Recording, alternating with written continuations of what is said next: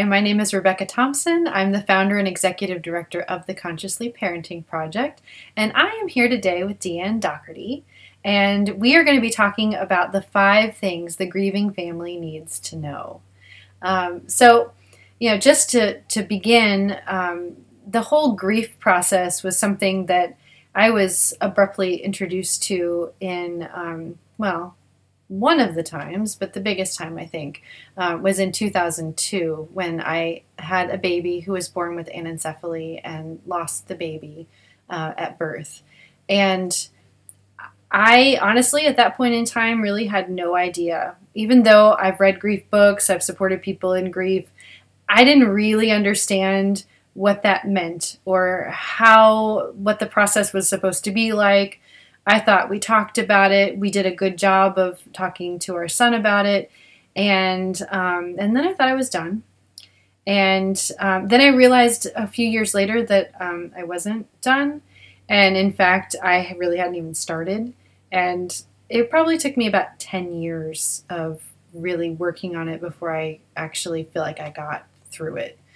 So I'm coming to this conversation not as, hey, it's an interesting topic. I'm coming to this conversation because I've been through this. I've experienced in my own way, and I really feel called, as I know that you do, to really support families who are grieving, because there's so many things that we can do in that process to create connection in our families.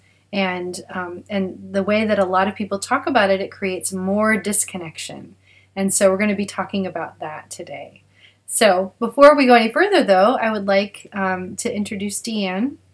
Deanne and I have met, we've known each other for about 7 years, which we were talking, before we even started, just that's amazing that it has been 7 years. And so I met her not long after she experienced a pretty big loss. And so I'll let you introduce yourself and tell us a little bit about you. Okay. Hi. Yes, like Rebecca, this was not exactly working with grief and loss with families wasn't exactly what I had set out to do specifically. I also had experience working with children and families and supporting them in other ways, but found myself unexpectedly experiencing a huge loss in my family with the sudden death of my husband. This was when my daughter was almost 3. So actually, ironically, she was about the age of the children that I was working with. And I found myself in a situation where I really couldn't, if I had warning, I would not have been able to prepare for the experience that I had. And I would say it probably took several years before I even had the ability to really understand where I was and what I needed to do to heal and to be where I wanted to be. It was a difficult process, and I learned so much that it's been about 7 years now for me, and I can say that now I feel very, very moved to do this work myself and to share what I've learned, my experience, and then things that worked for me, things that didn't work for me. I've been through group processes and processes just one-on-one. Some were very supportive and some really weren't, but I think they all kind of gave me a little piece of a picture of what I really feel very drawn to bring to others when they go through this experience. Yeah, and so, in your own experience of finding what works, finding what doesn't work, and then actually seeing what helps families, which is the other piece that I know you've really been looking at is, all right, so, yeah, okay, that didn't work, but what actually is helpful? And actually, when we were sitting and just starting to talk about doing this call, having this conversation, my husband also lost his first wife rather suddenly.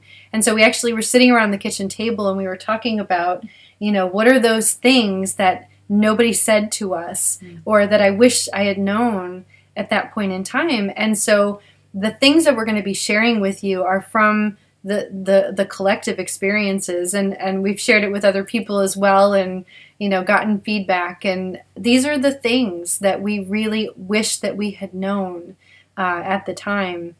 So anything else before we jump into that? I don't think so. I think we're ready to jump in. Okay. So the first one I think can't be stated enough, and that is don't let anyone tell you how to grieve. And I think everybody has an opinion about what grieving is supposed to look like.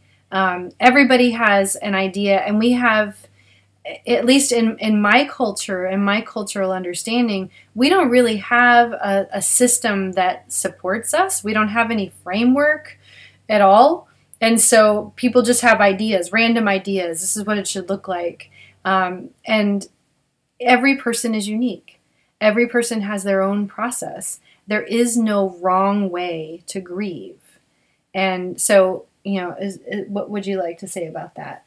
I think in thinking about this idea in particular lately, I've become really aware of the ideas about grieving that I think we grow up with or have instilled in us that we may not really even be conscious of. Yeah.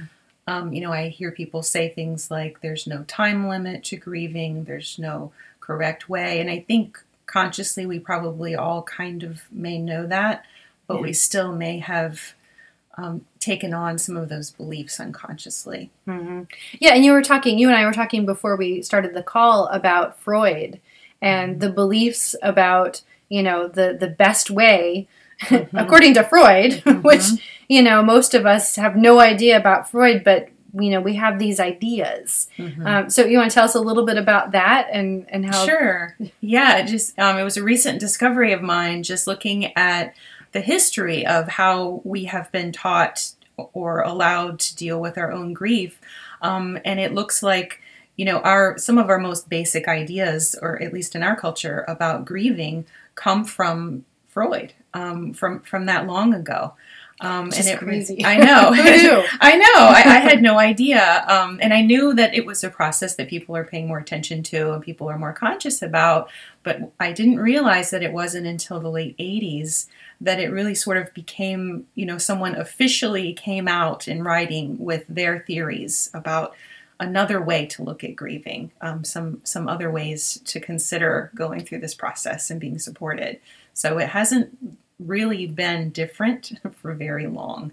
And a lot of us probably haven't even really experienced this new way of looking at grief.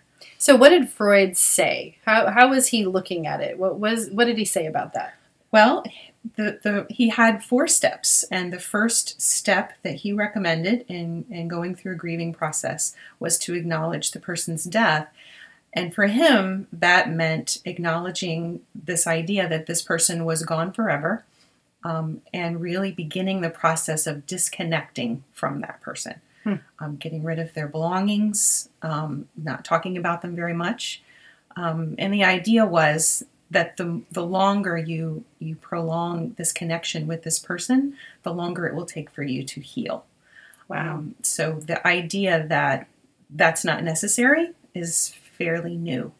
Yeah. Right, and you hear all the stories of, you've got to hurry up and get rid of their things and clean out their bedroom and, release all of that so that you can move on. And we don't even think about it. It's just kind of a cultural understanding that we have that we don't even look at. Right.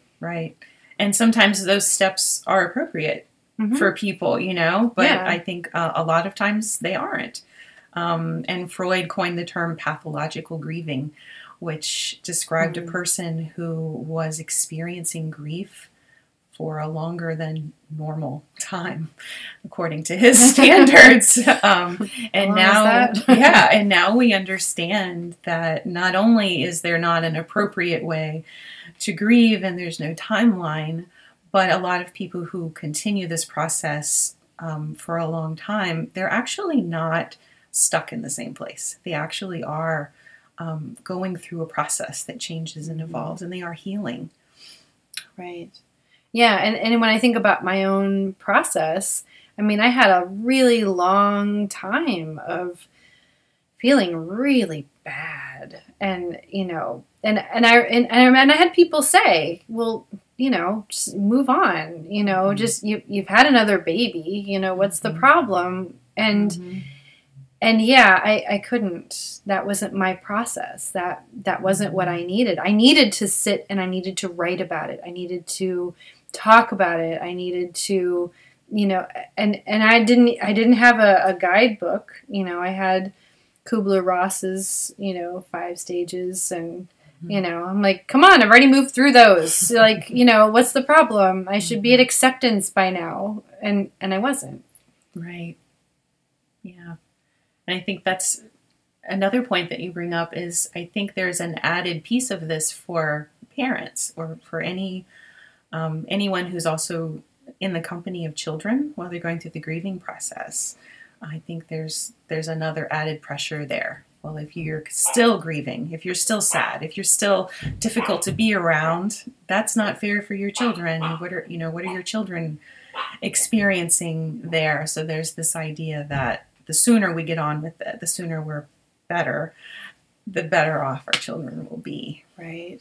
And we know, and I know in my own practice, that that's actually not in the best interest of our children.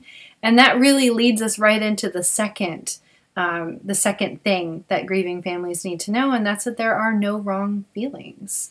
And that will also take us into the third one, but I'm going to hold back on the reins here.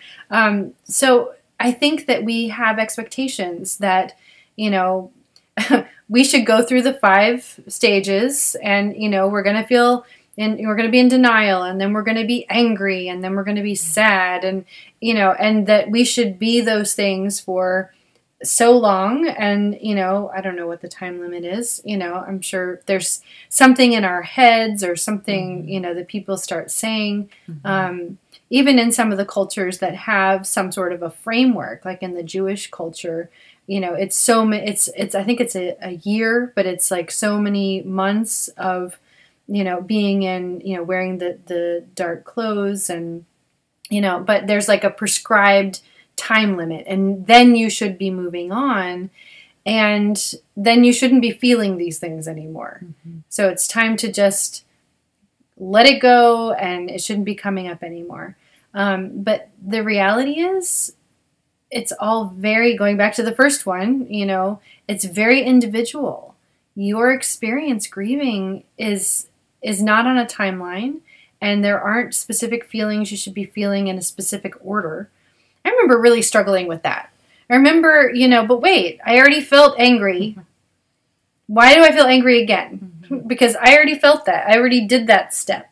Because we have this idea that it's going to be linear, and it's not. Not even remotely linear. There's no. It feels abstract, random is what it feels like. Yeah.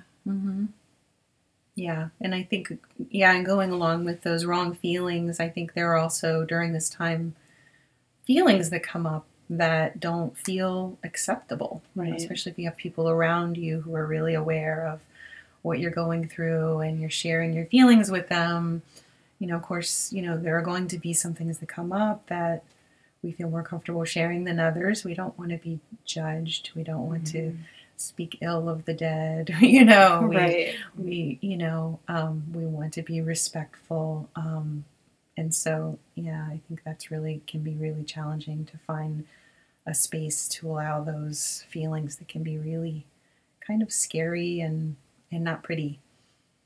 Yeah, there can be really scary, kind of ugly things that come out, and things that we don't necessarily know what to do with.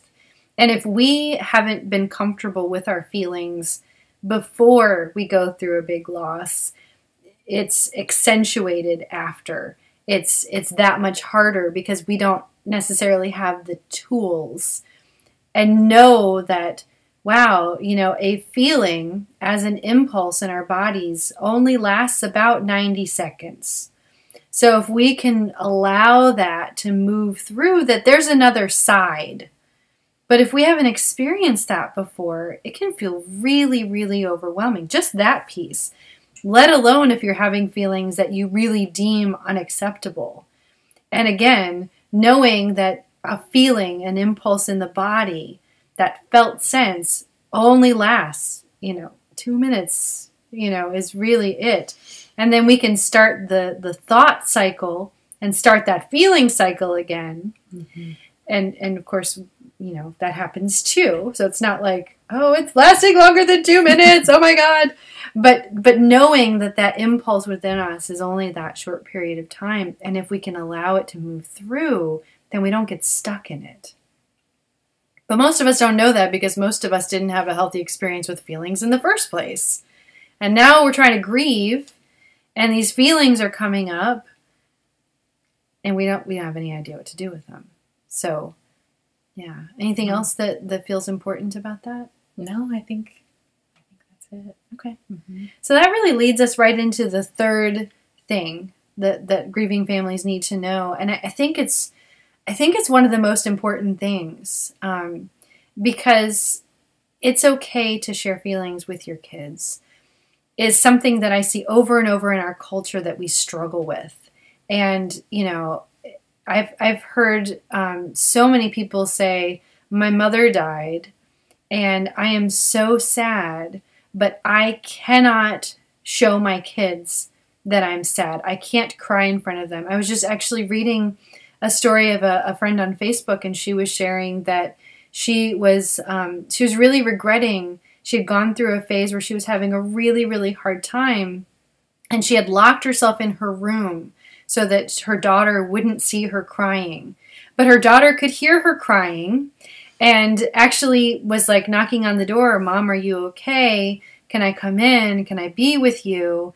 And she's like, no, I'm fine. And the little girl, I don't know how old she was at the time, probably 12 or something, actually found a way to get around the side of the house so she could get in her mother's window and get in her room so that she could go and be with her. And even then, the mom got mad at her because she had come in. And so she was lamenting that a couple of years later, saying, I wish that I had let her come in. I wish that I had let her see me cry, because right now, now she's 17 and she's doing the same thing that I was doing. She won't let me comfort her. She's trying to be stoic and say she's fine when she's not. Mm-hmm. Because our children need that example. They're feeling it, whatever you're feeling. They are living in that same space with you. And they need more than anything to just know that it's okay to cry. That it's okay to be upset. That it's okay to be angry. That it's whatever those feelings are that are coming up for them, that we can give them the space where they can express those feelings in connection with us, and we're modeling that the strength really isn't in holding it in, that the strength is in allowing our children to come and connect with us and grieve together. Mm-hmm. And I can say I remember first hearing about that idea from you, and that felt absolutely terrifying. Yeah. I felt like I was using so much of my energy to hold myself together and be what my daughter called the big strong mama. Mm-hmm. I needed to be the big strong mama, and she can't fall apart, and she can't really experience those really intense feelings. And so it didn't really feel safe at first until I learned what was really happening and what would happen. And so after, having support from myself going through that process helped tremendously. And what I learned was that my daughter was experiencing all of this. I wasn't sheltering her from any of it. And she was very afraid, this sudden, unexpected, very scary thing had happened.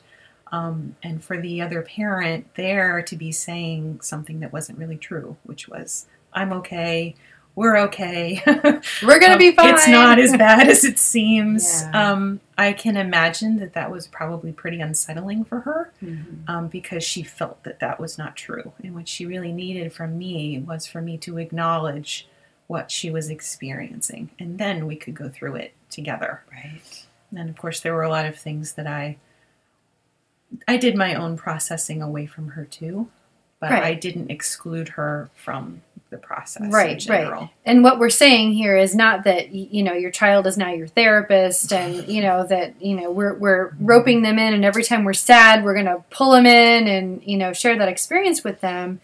But that we, and I really appreciate that you brought up, you know, you did your own work individually. You did a lot yourself, and then being able to then go back into the relationship with your daughter, having done some of your work, then you can show her, you know, what you're feeling without it being her responsibility, because that's not what we're saying here either. It's not, okay, yep, it's the, you know, it's the 7-year-old's responsibility now. All right, she's got to take care of me. That's not what we're saying here at all. We're saying that you can share what you're feeling, not hide what you're feeling, that it's okay to cry in front of your kids. It's okay to be angry. And it's okay actually not even to handle it well. But it's also really great when you can go back and say, wow, you know what, I was having such a hard time. And, you know, I was really, really angry. And so I'm going to redo that now. You know, I don't like what I did, because we're modeling for them what to do with their anger, what to do when they make a mistake and they, you know, hurt someone's feelings, or you know, we're giving them an opportunity by doing that. And we're able to reconnect with them. And I'm going to take just a moment and I'm going to talk about a process that I use with families that I think is really, really helpful in this, especially if you haven't been talking about this. I use a process called Healing Stories. And the Healing Stories is a space where you slow down in connection with, you know, with yourself, with your child, whoever the family members are that you feel need to be here. And, you know, I've had people who I've walked through this process. This is what it looks like. This is what needs to happen. And they've gone back into their own families and applied the process. And then I've had other families where they just really feel like they need a layer of support. And so I'm able to actually sit with that family, whether it's in person, which of course I highly recommend, but I also have done this via Skype, where we can slowly move through the process of telling those stories and sharing the feelings that might feel a little bit overwhelming, you know, to create a safe container, a safe space for that to happen in connection, to talk about what's going on in the family, that, you know, that giant thing that happened that no one is really talking about, that, just like you said, your daughter was feeling every bit of.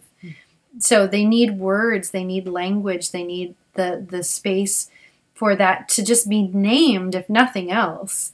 And then, of course, space for those feelings. And sometimes parents don't really know how to do that. So, you know, having a layer of support, even one time, can make a really big difference there. So, you know, just to name, this is part of how we can create that space. If that sounds like it's way too overwhelming for you and where you are right now, there are ways that, you know, support can be offered. So I just wanted to mention that, just when we're still talking about kids. And it's amazing how much kids are able to respond and either show their story, what they've experienced, by the way that they're playing in that space, and depending upon the age of the child, by the things that they say. But I can tell you that ultimately those kids are grateful to have the experience and the opportunity to talk about it, because it's taking up so much space in their lives, especially when it's, you know, a family member who's passed, someone who was in their daily life. It is their every moment for them, and they don't know how to move through it, and they're really looking to us to do that. So creating a space where you can heal as a family is really important.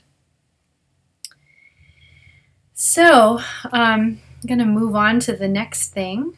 So the fourth thing, which I know you and I have talked about, Deanne said, all right, that one's yours. I don't know. This is the next one is self-care is critical. And as Deanne has said, that's really not her forte. That's the thing that, you know, she's still working on. And we all have those things. We all, and self-care, even without going through a big loss, is something that most of us aren't good at. It was not modeled for me growing up. it wasn't probably modeled for you growing up. And so we don't have that example. And then when you add something that was overwhelming, traumatic, sad, scary, something we're angry about, you add all of that into it, and self-care becomes absolutely critical. But just as we didn't know how to do it before a loss, learning how to do it in the midst of a loss is really, really challenging. When you are more in your survival brain, because something has happened that's overwhelming, it's almost impossible to learn something new. And so, having some reminders, some physical reminders, like make yourself a cup of tea. I mean, it can be as simple as that, where you just stop and you don't expect yourself to do all of the things that you normally would have been doing. And that you find ways to take care of yourself, whether that's going outside and going for a walk, whether that is taking up something, or like if you were already a knitter, for example, or you love to paint, or you love to sing, it's making space for more of that. And I often talk about families slowing down and taking out things that are not essential. So yeah, you're going to need to eat. Everybody's going to need to sleep. Sometimes that's really hard. But you need to find a way, find strategies. Melatonin can be very helpful for some families. And then you need to move your body. And those are really the biggest things. And if the other things that are going on in your life, if you look at them and you say, all right, this is not essential, then take the time, make the space so that you can really take care of yourself. Have time where you can sleep more, because your body needs more sleep when you're going through something like this. Make time for nurturing yourself with food. If you can have other people making you food, that's the one thing that our culture seems to kind of get. Oh, you're going to need a casserole. So let people do that for you, because the essential piece there isn't the casserole. The essential piece is that you're taking care of yourself. You have space to nurture yourself. Get yourself a journal. Write, even if it makes no sense right now. Just write. Scribble. Color. It doesn't matter. Find a way to take care of yourself, to have a little bit of space for you. Make sure you're drinking water on a regular basis. Check in with your body. Do I need to go to the bathroom? Because these are the things, the most essential pieces that we miss out on, and that we stop thinking about, we don't do. And so even if you can just go back to those most basic things, am I hungry? Am I thirsty? Do I need to go to the bathroom? Am I tired? And what can I do to take care of those things? Okay, I'm going to go take a nap. And it's okay. And not only is it okay, but it's really, really important. So anything that you want to add about self-care? I think one thing that came to mind while you were talking is that when you're going through the grieving process, sometimes it's so easy to kind of lose touch with yourself and your own needs. And I think a lot of times these self-care rituals can almost just seem foreign, or like you're just going through the motions, like they're not really going to help. They don't really have anything to do with making you feel better. But I think that's one important thing that I learned, is that during that time, it may seem like you're just going through the motions, but it's so important to go ahead and go through those motions, because it really is supporting you. And then later, you'll be able to tell. You'll figure that out later. That was helpful. Right. Wow, I'm not dehydrated. Right. You might not care if you're thirsty, but it's important to just do it anyway. Right. You may not want to sleep, but it's important. Just do it anyway. Right. Yeah. Right. And sometimes it's like Dr. Bruce Perry talks about how the more external or the more external chaos, and then the more internal chaos there is, the more external structure is needed. And so that's where, all right, I'm going to have a bedtime. I'm going to just say, all right, 9 o'clock, 10 o'clock, whatever it is, I'm going to go to bed whether I'm tired or not. So sometimes putting in those external structures can be the most helpful thing, even if you weren't normally a structured person. And that's good for you, and it's also really good for your kids, especially when there's a lot of stuff going on around them. So, anything else about self-care? I don't think so. Okay. Yeah, we can talk about that for a really long time. So the last one, the fifth thing that grieving families need to know, and it kind of goes back to what we were talking about with Freud, and that, that whole idea that the relationship is over now and you just need to move on, and that's, part of the whole, like, the beginning step, it sounds like, is what Freud was saying. But this is what we've both and all come to here, is that your relationship with your deceased loved one does not end. And so I would love you to talk about that, Deanne. Okay. Yeah, and I think that's been a new idea for me, that actually was almost the official method for appropriately grieving, was intentionally disconnecting from the person who had passed away. And there are lots of things that people do, to help make this happen. Getting rid of personal belongings, not mentioning the person much. And so long ago, that was, an actual goal, to try and disconnect from that person as soon as possible, with the idea that the sooner you disconnect, the sooner you can move on and start healing. Mm-hmm. And we understand now that not only is that not necessary or helpful to disconnect from that person, but that it actually can be quite healing, quite profoundly healing, to maintain a relationship with that person in whatever way that makes sense to you. That is something that can become a part of your daily life and can be part of your grieving process and your healing process. So what you're saying is, it's not about cutting it off, not thinking about them, not talking about them, but that you can have a relationship, and that might, what might that look like for some families? I think that, there are some families where, my own included, where we actually feel like we have a literal relationship with that person. My daughter has a relationship still with her father. And we talk about him every day, and we feel like we can sense when his presence is near us. And I know there are some families who maybe aren't really comfortable with that idea. And this really doesn't have anything to do with anyone's philosophy or ideas about the afterlife. It really is about your relationship with that person. And just like any other situation in life, we're in difficulty connecting with the people you have relationships with, is where you're growing and healing, that the same thing applies. In order to heal from this loss, connecting with that person can be very helpful. Awesome. Awesome. And that I really appreciate that, because, just like you said, it's a newer idea for you as well. And, in your own process, you were maintaining a relationship, but you didn't know that was like actually the most helpful thing that you could be doing. Right. I think for me, just coming from my personal beliefs and my background, that happened to be something that crossed my mind right away. Yeah. I wonder what my relationship will be now that this person no longer has a physical body. Right.